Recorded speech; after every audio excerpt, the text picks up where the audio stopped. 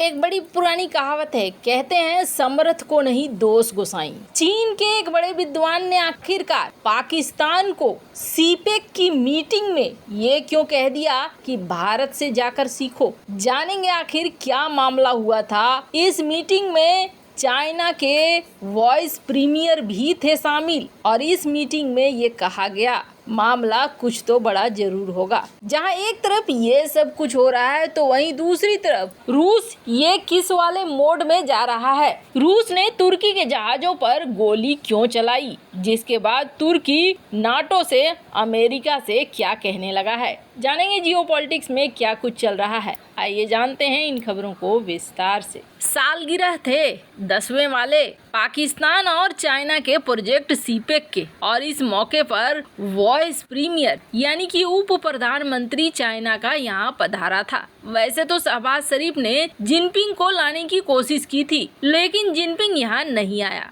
पर हाँ अपने उप प्रधानमंत्री को इसने जरूर भेज दिया। यहाँ पर सीपेक को लेकर चाइना खुश नजर नहीं आया। जब ये 10वीं एनिवर्सरी मनाई जा रही थी तब दो अलग अलग तरह के बयान निकल कर आए, दो अलग अलग तरह का स्टेटमेंट आया। एक सेमिनार ऑर्गेनाइज किया गया था इस्लामाबाद पॉलिसी रिसर्च इंस्टीट्यूट के द्वारा और इस सेमिनार में जहां पाकिस्तान ये कह रहा था सब कुछ बढ़िया चल रहा है, हमारी दोस्ती बहुत अच्छी चल रही है और हम सीपेक को डिलीवर करेंगे, हम कसम खाते हैं, हम वादा करते हैं, यानी पाकिस्तान का जो टोन था वही रटा रटाया सब कुछ था। लेकिन चाइना के तरफ से एक प्रेजेंटेशन दिया गया और ये प्रेजेंटेशन दिया गया चाइना के हु शिसेंग के द्वारा। मन में सवाल आएगा हु शिसेंग है कौन, तो ये है director of the institute of south Asian studies at the China institute of international relations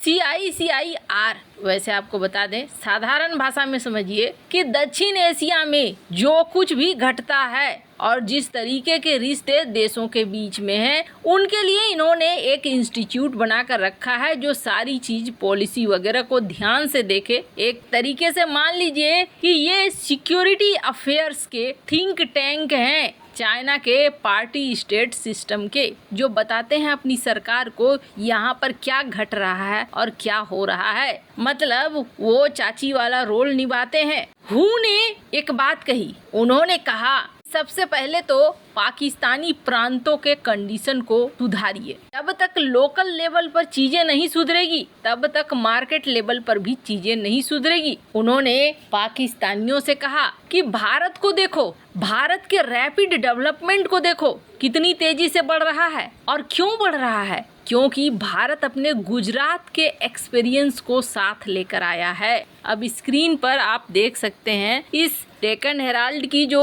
article है उसका ये छोटा सा टुकड़ा, जिसमें वो ये कहते हुए सुनाई देते हैं। अब ये गुजरात एक्सपीरियंस क्या है तो आपको बता दें, यहाँ पर गुजरात एक्सपीरियंस से इनका मतलब ये था कि तटीय क्षेत्र है गुजरात और तटीय क्षेत्र समुद्र से सटा हुआ क्षेत्र है। इन्होंने ठीक वैसे ही अपने यहाँ विकास किया जिस तरीके से हमने 1980 में हमारे जो प्रांत समंदर से लगते हुए थे उनका इस्तेमाल किया था अपना विकास करने के लिए। तो भारत के पास गुजरात का एक्सपीरियंस है, वही गुजरात का एक्सपीरियंस इस वक्त लगा रहा है और देख लीजिए कि भारत में कितनी तेजी से डेवलपमेंट हो रहा है। इसलिए आप भी कहीं न कहीं भारत को फॉलो करने की कोशिश कीजिए। आपको बता दें, ये सारे कुछ के बाद पाकिस्तान के तरफ से एक मैसेज आया था और उसने प्रस्ताव रखा था कि भारत को भी सीपेक में शामिल हो जाना चाहिए। तो ये मौका था जब चाइना के इस स्कॉलर ने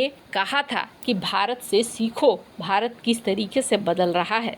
चलो इसी बहाने इन्होंने माना तो सही कि भारत में ग्रोथ है और भारत बदल रहा है, पर दूसरी तरफ एक बड़ा ही अजीब वाला हाल हो रहा है तुर्की का। हाल ही में तुर्की के साथ रूस क्या अपनी खुंदस निकाल रहा है। सबसे पहले तो अर्दोगन के दामाद के साथ उनका रोजगार ही छीन रहा है, जैसे कि मोटर सीज पर तगड़ा वाला हमला किया, मोटर सीज की यूनिट को ही तबाह कर दिया। अब तुर्की के जो अर्दोगन हैं और अर्दोगन के दामाद हैं जो ड्रोन का व्यापार करते हैं वो भी ठप पड़ रहा है। अब ये कम था कि तुर्की के जहाजों पर फायरिंग करने पर भी उतर आया है रूस। अब ये सब कुछ क्या हो रहा है, तो आपको बता दें, जैसा कि रूस ने उस ग्रेन डील को तोड़ दिया है जिसके तहत तुर्की ने मध्यस्थता की थी, और मध्यस्थता के बाद तुर्की ने ये तय करवाया था कि रूस यूक्रेन में जहाजों को आने देगा और यूक्रेन से जहाजों को जाने देगा, यानी अनाज का सप्लाई बनता रहेगा।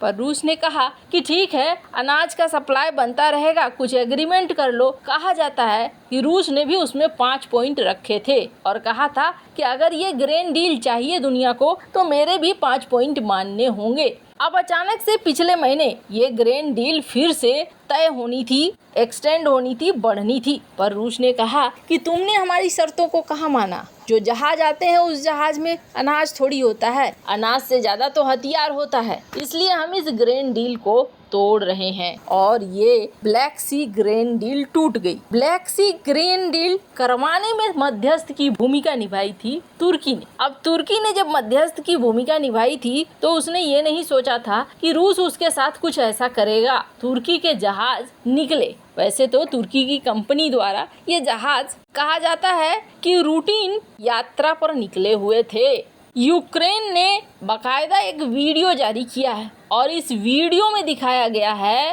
कि सबसे पहले इस कार्गो शिप को रुकने के लिए बार बार कहा जाता है। पलाऊ का झंडा लगा हुआ सुकरू ओकान वेसल्स, जो कि तुर्की की कंपनी का ये वेसल्स था, इसको रोकने की कोशिश होती है तो वहां से कोई जवाब नहीं आता है, जिसके बाद रूस अपने KA-29 हेलीकॉप्टर से इस पर अपनी सेना उतार देता है। सेना उतारने से पहले कहा जाता है कि वार्निंग फायर किया गया। पहले तो इन्हें रुकने के लिए कहा गया, फिर जब ये नहीं रुके तो वार्निंग फायर इस पर किया गया, फिर आखिरकार इस पे रूसी सैनिकों को उतार दिया गया। रूसी सैनिकों ने इसकी पूरी जांच पड़ताल की कि आखिर यहाँ पर क्या है। अब ये मामला स्क्रीन पर आप देख सकते हैं। कंपनी ने तो कहा कि हम तो रूटीन यात्रा पर थे, मतलब कहने का अर्थ है कि ब्लैक सी ग्रेन डील टूटने के बाद भी इन्हें लग रहा था कि शायद रूस कोई एक्शन नहीं लेगा। पर अब तुर्की ने पश्चिमी देशों से कहना शुरू कर दिया है कि देखो,